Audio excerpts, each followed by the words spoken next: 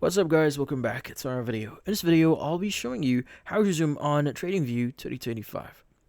So, you might be wondering how to exactly zoom in those different charts that you're viewing here on TradingView. Well, there are different ways on zooming into those charts. So let's go ahead and open up log in into our TradingView account first.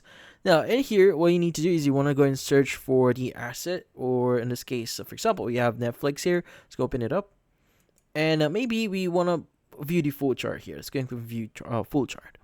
Now, the thing with TradingView here is at the very bottom of that specific chart, we have 1D, 5D, 1 month, 3M, 6M, year to YTD. Now, the thing with this one is if you click one of them, like for example, we have 1D, which is 1 day, which in this case is 1 minute interval. So if you click that, it will show you the graph in 1 whole day. Now, if you click on 5D, this is 5 days. 1M is going to be 1 month. So in this case, if you want to zoom into your chart here, you just basically choose 1D. So you'll be zooming in here. But if you want to zoom in further, like for example, you could already see the time here at 5:30, 5:45 in here.